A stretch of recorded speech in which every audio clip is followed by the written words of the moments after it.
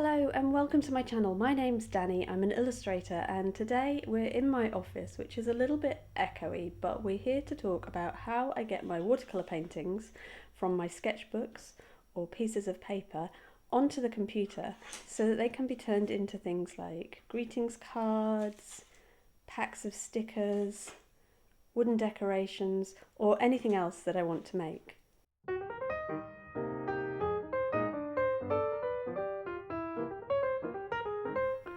I'm often asked here on YouTube or over on Instagram how I get my watercolour pictures out of my sketchbooks and onto the computer and how I tidy them up so that I can make prints from them. Now obviously the first thing I have to do is scan them in, and don't be tempted to skip ahead here because I think the bit about the scanner is probably the most important thing I'm going to talk about in the whole video. I think the question now is, where is the cable to plug it in? The first step is obviously scanning in the artwork, and I always use a scanner. I never photograph my artwork, even if I'm working on a really large scale. I'll just scan it in sections and piece it together later. My scanner is a Canon 9000F Mark II. Now this model's been discontinued, but the important thing here is that this is a CCD scanner. When it comes to these sort of flatbed scanners, the kind that you have in your home or in your office, there are usually two different sorts. There are CCDs, like this one, or there are CIS scanners, and the two use different technologies to capture the image. Now, I won't go into what CCD and CIS stand for or how those two different scanners work because, to be honest, I don't know, I can't remember, and it's not really that important in terms of what we're talking about today. The important thing, or the key difference as far as I'm concerned, is that the CCD scanner, like mine, has a deeper depth of field.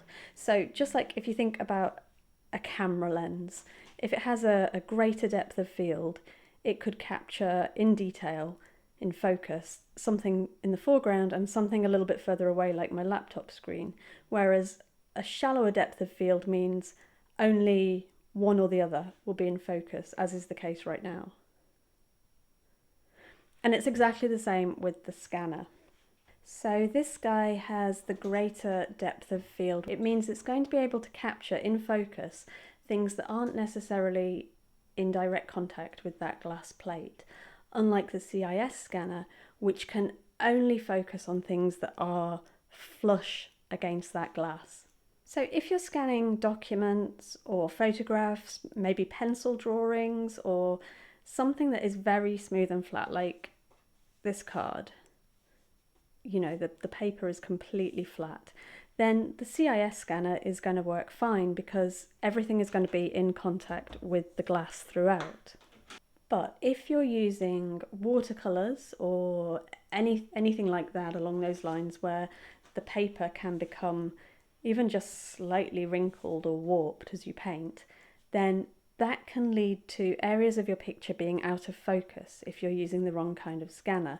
So I don't know how well you can see on this piece of paper, but it's quite thin and areas of it have buckled as I painted. If when you scan in your paintings you're finding that you're getting little patches of it that are just not quite sharp or aren't in focus, then it's very likely to do with the kind of scanner you're using. The CCD scanners like this one can also capture a wider gamut of colours. Now, that said, in terms of sort of my use and probably the kind of things that you're doing, that's not really going to be a problem. Both scanners will be equally good at capturing colours.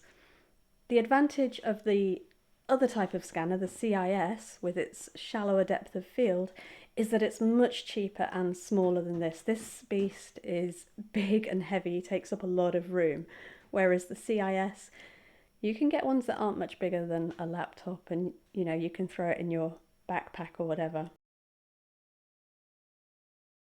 It very much depends on the kind of artwork you are trying to scan in. If you're doing pencil drawings, anything with dry media, where you've got lovely flat pieces of smooth paper, then the CIS that is the more affordable option and it's going to work. But if you are using a lot of water or you're creating texture in your paintings or pictures, perhaps you're adding collage elements or anything that gives a sort of bit of three-dimensionality to the image, then you might be better off with the CCD. Anytime I scan, I give the scanner a bit of a wipe, and obviously I would do this with a proper cloth and not my sleeve, but that's what we're using today. Just place the image in there. And because I'm on a Mac, I'm going to use the image capture program to capture that image. So I just make sure I've got all of the image within the scanning area there. And you can see I'm scanning at 600 dpi. Now you need to scan at a minimum of 300. That's like the industry standard for print and so on. I usually scan at 600 just because it allows me to blow the images up a little larger if I want to. It gives me more flexibility of what I can do with the image, but it does mean that the file is much bigger. So 300 is fine, 600 is good. And the format I'm saving in is a TIFF. Don't save your images as JPEGs, they compress the image, you'll reduce the quality. Save it as something like a TIFF, that's best practice. And then I don't mess with any of the other settings in this image capture program. I'm not looking to do any image correction or adjustment at this point because all of that can come later. So just hit scan. Once I've got my image scanned in, I always used to open them in Photoshop and do all the work there. But actually this is where the video runs into problems, because in between writing the notes for this video and coming to film it today, I actually cancelled my Photoshop subscription. Various reasons, which I won't go into now, but I decided I don't need it, and I don't need that subscription amount each month at the moment. I do love the program, I don't love the company very much. So just for the purposes of this video, I've borrowed a laptop, which I'm struggling with because the mouse is really speedy, but I will just show you what traditionally I would have done here.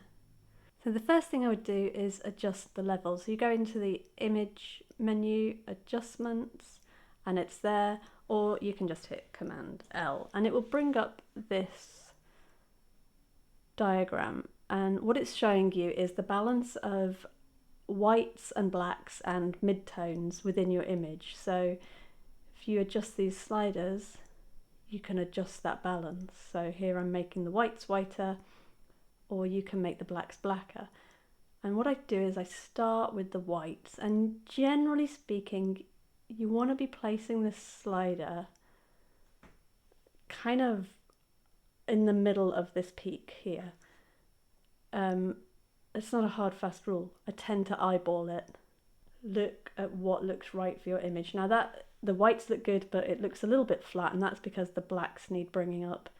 So we do that with this slider and bring it up.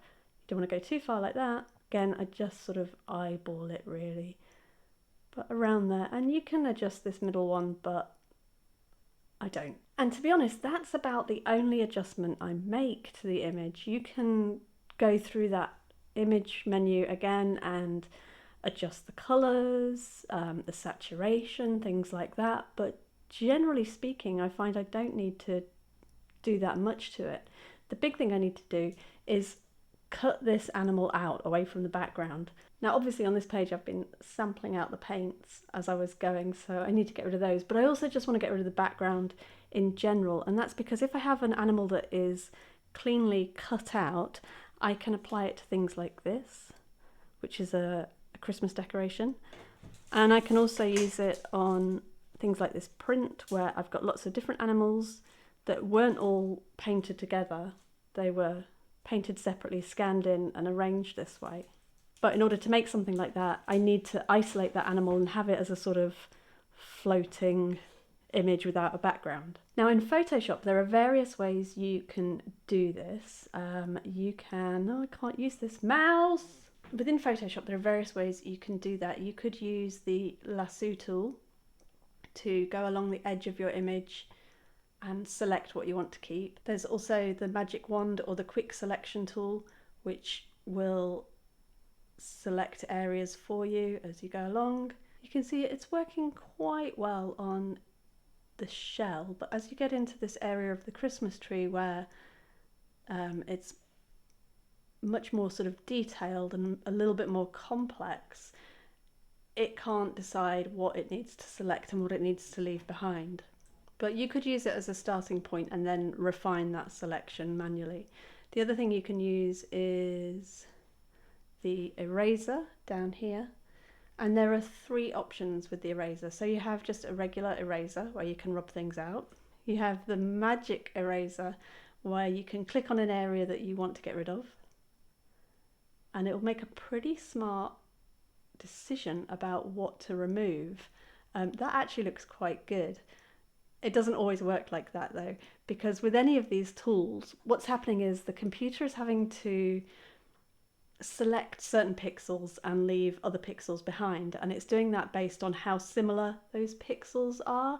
So here there's quite a clear distinction between the white background, especially because we adjusted the levels, and the colour image of the tortoise that we want to keep. If this were an image, let me have a look,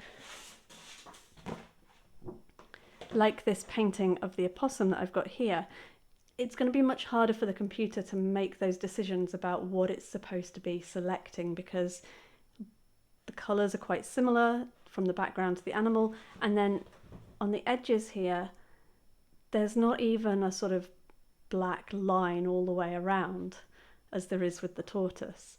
It's sort of much more diffuse, it's much less obvious what's background and what's paint, and especially as this is a much more heavily textured paper than the tortoise was on. So when you scan it in, you're going to have these little grey pixels, which is the background texture showing, and it's very hard to sort of say, no, I want these grey pixels, but not these grey pixels, if that makes sense. So at some point, you will end up having to cut things out, erase things by hand. If you have a tablet or a stylus, that's quite easy probably, but with a mouse or a trackpad on the computer, it's quite time consuming, it's quite difficult, and it's not much fun. And so when I got my iPad Pro, many years ago, I got my first one, I actually started doing this whole process in Procreate. I'll show you that now. Okay, so I've got that scan of the opossum and I've opened it in Procreate, which even before I cancelled my Photoshop subscription, I found that it was easier to do this whole thing in Procreate than it was in Photoshop. Now, the first thing to do, and I should have done this in Photoshop and I forgot, is to just duplicate that layer, and we'll turn the original one off. Now that just means that we've got this original scan in case I mess up the one I'm working on, we've still got one we can go back to. Just as I adjusted the levels in Photoshop, we can do this in Procreate as well. Under this adjustments menu, you go to curves. It looks a little bit different, but it works in the same way in that you can bring the blacks up to make them blacker. And again, I'm just looking at what looks best, and bring the whites up. And you can play around with the midtones too. I'm just going to leave it like that for now. Okay, and then we need to cut him out, because you can see here there's all this paper texture we don't want. There's all this nonsense notes and scribbles and things around him. So the first thing to do is use the selection tool. And I'm going to make a really quick selection around him. Now this is a little bit tricky to do because of the angle I'm working at for filming. Ordinarily this would be much quicker and a little bit more precise. The great thing about doing this on the iPad is that if you make a mistake like that, you can just delete it without deleting the rest of the selection you've already made. That's a bit far away. I would have normally come in closer than that, but as I said, I'm working at a strange angle. Okay. There we go. Now we've got the animal selected. We'll go down here, copy and paste. We can get rid of that one now. We've just got the animal. Now the next step, and again I would do this whether I was doing this in Photoshop or Procreate, is I'm going to change that background colour, because at the moment it might be quite difficult to see exactly what I've deleted and what I haven't, because the paper was white and the background's white. So go to background and we'll just select a colour that is not in this image, something that's going to give us contrast. It doesn't matter what it is because we're going to get rid of it later. Okay, and then going back to make sure we're on the artwork layer, we're just going to go in with the eraser and remove the remaining paper. The brush that I do this with usually is one of the native Procreate brushes. It's in the inking set and it's the Studio pen. And the reason I use that one is it's pressure sensitive. So if I press lightly, you get a thinner line. If you press harder, you get a fatter line, and you can taper it. And what that means is, as you're coming into work on these areas, you can, rub large areas like that out and then come in to these smaller bits here quite easily without changing the tool or without changing the size of the tool. And so then I just go around the animal and erase what I don't need. And it looks time consuming and it might look like not the most efficient way to do this, but as I said, even when I had Photoshop, I just wasn't getting good enough results with any of the sort of selection or eraser tools within Photoshop, and I found that this actually worked much better, was ultimately much quicker. So I come to this bit on his tail. You can see the advantage of doing this by hand rather than using the automatic selection tools within Photoshop. Is here the paint has gone over the line. Now an automatic selection using any of the Photoshop tools would have kept that paint in, and actually I want to get rid of it because it shouldn't be there. So erasing it by hand allows me to correct mistakes like that, and I do go over the line a lot. Okay, so that worked well when we were cutting out the tail or these little hands which have relatively smooth edges, but what about when we come to these whiskers that are barely, a pixel thick? How can we possibly cut around those? I mean, we could try. It would be very difficult, but I have an easier way. So the first thing I'm going to do is use the colour selection tool to just select something like the colour of the ink that was used on this picture. And then we're going to add a new layer above that artwork layer, and using the dry ink brush, which is in the inking set, and setting it to a line weight that is similar to or matches the line weight of the pen. Now they don't have to be exact, and as I said, I'm not used to working at this position with the camera in between me and the iPad, but you get the idea of what's going on here. So we'll just draw those whiskers in, and actually with a very furry animal like this, you could even go around the whole animal and just go over any of those lines that might be tricky to cut out or cut around. You don't want to go overboard, but just picking out some sort of wispy bits that you'd like to keep in place. Going back to the artwork layer and the eraser tool, when we rub that out, we're going to have the whiskers that we've just drawn in place. So I know I said before this looks overly complicated, it looks very time consuming, but ultimately the result is better than any that I've ever got using Photoshop. And there's no point spending hours on a great painting. I'm not saying this is a great painting, but there's no point spending hours on a great painting if you then aren't going to put the time into capturing that painting as best you can for reproduction. Procreate does of course have that selection tool that we used when we made this initial selection of the animal, and you could zoom right in and use that tool to remove the background if you wanted to. Just cut it away like that, and that works just as well. It's just for me, I prefer doing it with the eraser. Okay, so here's our finished animal cut out from his background.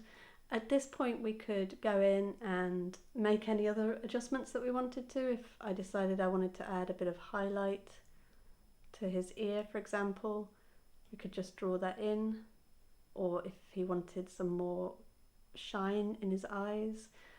Any changes like that can be made using Procreate. And then we can merge the whisker layer and the original artwork layer if we want to. We don't need to, we can leave them separate. And we need to hide the background colour. So I don't know if you can see clearly because there's a lot of reflection of the camera equipment going on, but we've got the animal isolated from its background. And so then we just need to save this as a PNG, and that's really important because that's the only file format that will maintain that transparent background. Anything else will add a white background, even though it wasn't in the image. You need to save as a PNG in order to keep this as a cutout. So once the animals are cut out, I will always keep that PNG file because having that transparent background gives me flexibility of what I can do with the artwork, and I might find ways to repurpose a drawing in the future.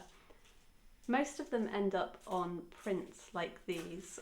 When I first started making these, all the arrangement of the animals and the addition of the text was done in Photoshop, but since cancelling my subscription I've been doing it in Procreate and it's worked just as well. There are obviously a lot of things that Photoshop can do that Procreate can't, but at the moment none of those things have been an issue. I print all these prints myself at home on my Canon Pixma Pro 100. Now this model's been discontinued, there is an updated version of the Pixma Pro. I love it, it's an absolute beast. I've had it for, I don't know, a long time, many years. It's still going strong. It prints up to A3 and the quality is just beautiful. The detail that it captures is perfect. The wooden decorations are made for me by a company here in the UK, and there's a video here about how I produce the stickers that I sell. Incidentally, this guy is one of my most popular designs and he's been stolen on so many occasions. He's all over the internet on loads of different shopping sites, but the only place that you can get him directly from me and not from someone who's stolen him is through my Etsy shop. Now, I hope you found something useful in this video. If you have any questions, let me know and I'll see you soon. Bye!